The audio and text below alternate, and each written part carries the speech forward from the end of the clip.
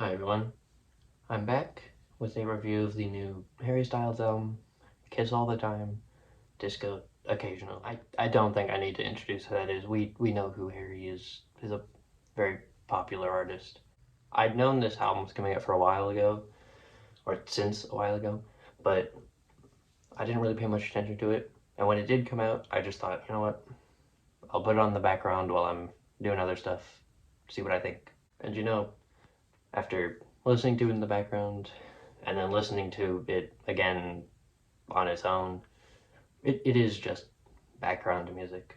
As the title implies, the album is focused more on disco, which doesn't surprise me as much as it probably would a lot of people. There was, there has been a disco resurgence of sorts the last couple of years. An example being Jessie Ware's That Feels Good, which is one of my favorite albums of the year it came out. But unlike That Feels Good, which was very fresh, very funky, very in your face, A Kiss All the Time doesn't feel nearly as fun as an album like that. It's much more mellow and kind of sully. But to be honest, the first track, Aperture, isn't actually that bad. It has a nice, sleepy electro beat.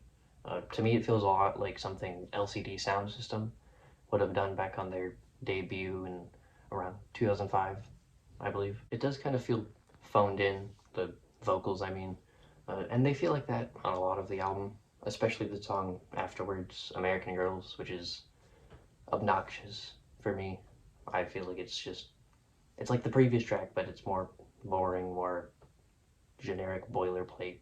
The hooks on the album, too, especially American Girls, are very, you know, just pop. They're annoying. I could totally see it becoming like popular, going viral on like TikTok or YouTube Shorts or, any of those short form platforms with just music in the background that's inoffensive for everybody. There are songs that I don't hate though.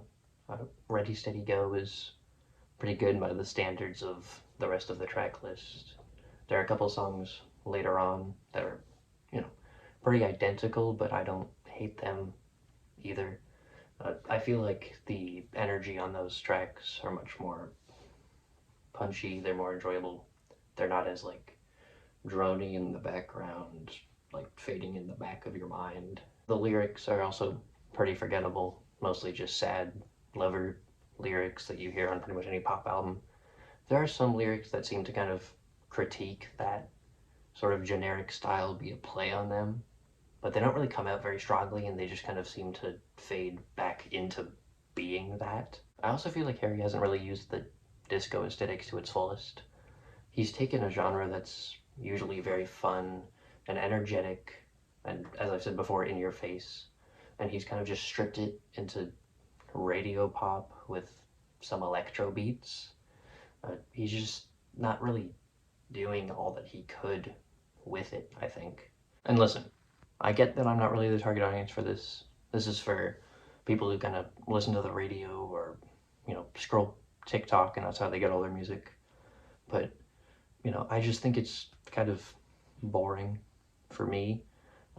Also, I know I've only mentioned a couple of tracks up to this point, but those tracks do kind of encapsulate the pretty much everything I have to say. There's not really much to report on for the whole track list. Like, I could go step by step, track by track if I wanted to, but, I don't really want to do all of that. Overall, I'm thinking like solid 5, mediocre, in the middle. Yeah, that's about it. See you.